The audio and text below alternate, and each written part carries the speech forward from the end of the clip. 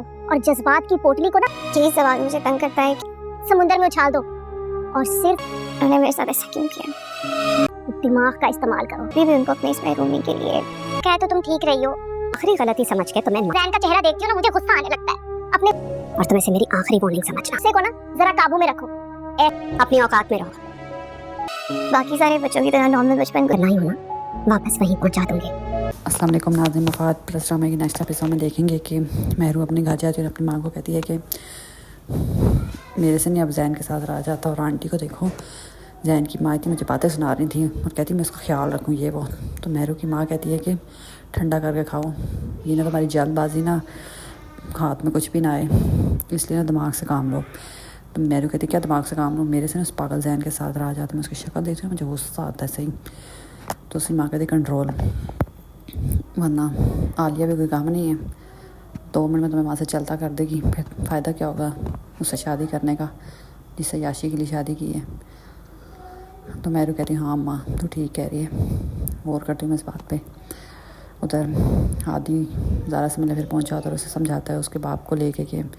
اس کو ملنا چاہیے، معاف کر دینا چاہیے۔ تو زارا آگے سے کہتی ہے جیسا میرا بچپن گزرا ہے نا میں کبھی نہیں بھول سکتی، میرا بچپن باقی بچوں کی طرح نارمل نہیں تھا، اس محرومی کے لیے میں ان کو کبھی معاف نہیں کر سکتی چاہ کے بھی، کیونکہ انہوں نے میرے ساتھ ایسا۔ تو الٹا ہادی کو جھک کر آ جاتی ہے، تو ہادی اب کیا سائڈ لے زارا کے باپ کی، جب اصل قصوروار تو اس کا باپ ہی ہے، کچھ تو خیر زارا کی خالہ بھی ہے لیکن اس کا باپ اتنا قصوروار ہے۔ تو زارا کہتی ہے کیوں مجھے بچپن میں یہاں پہ چھوڑ دیا، کیوں نہیں رکھا ساتھ،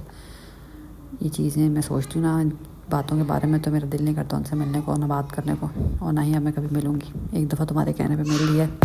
اب نہیں ملوں گی۔ اور خالہ بھی اتنا ناراض ہوئی تھیں میرا ان سے ملنے کی وجہ سے۔ پھر عادی تو چپ ہی ہو جاتا ہے، اس سے زیادہ کیا زارا کو سمجھاتا ہے، وہ سمجھنے کو تیار ہی نہیں ہے۔ ادھر زین کی ماں مہرو کو کہتی ہے کہ میں تمہیں آخری دفعہ سمجھا رہی ہوں اور آخری وارننگ دے رہی ہوں کہ اب تم نے کوئی غلطی کی اور میری بات نہ مانی تو جہاں سے تم آئی نا وہاں پہ تمہیں واپس بھیجنے میں 2 سیکنڈ ہی لگیں گے، اس لیے زیادہ ہوا میں اڑنے کی ضرورت نہیں ہے، اپنی اوقات میں رہو۔ مہرو کی طریقے سے بولتی بند ہو جاتی ہے، اس ٹائم تو کہہ رہی تھی کہ میری زندگی اپنی مرضی سے جیوں گی، اس پر تو زین کی ماں نے جب وارننگ دی ہے نا کہ